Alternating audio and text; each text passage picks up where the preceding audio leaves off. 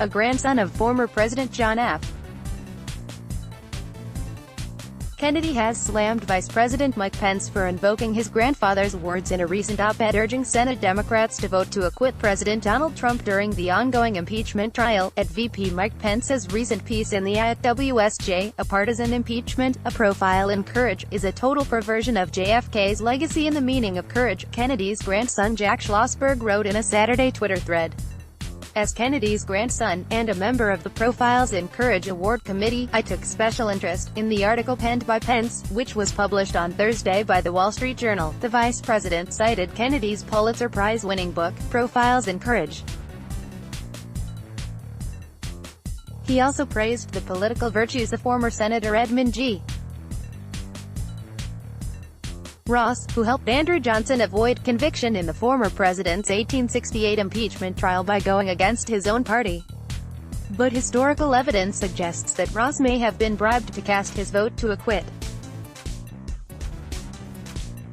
I would argue instead that today, as in 1865, political courage might require a Republican senator to risk his or her own political future by breaking lockstep from the president and agree to hear from witnesses, review the evidence, and put the national interest above their own. Jack Schlossberg, at JBK Schlossberg, January 18, 2020. The question naturally arises, who, among the Senate Democrats, will stand up to the passions of their party this time? Who will stand up against legislative mob rule, and for the rule of law? Who will be the 2020 profile in courage? Pence asked in his article. Schlossberg argued in his Twitter thread that the current situation was fundamentally different.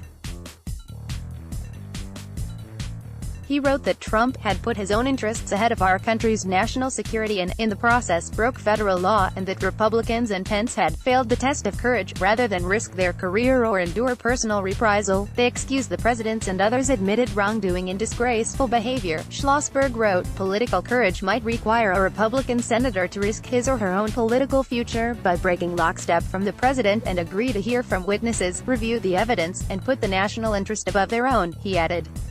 The Democratic-led House of Representatives voted, largely along party lines, to impeach Trump in December, making him only the third president in U.S. history to be indicted by the lower chamber of Congress. The Senate, which is controlled by Republicans, requires a two-thirds majority vote to remove the president from office.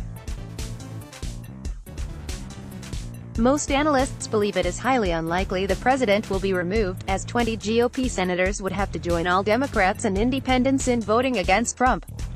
President Donald Trump greets Vice President Mike Pence during a Keep America Great campaign rally at Huntington Center in Toledo, Ohio on January 9. Saul Loeb, AFP, Getty. In the House, no Republicans voted in favor of impeaching Trump.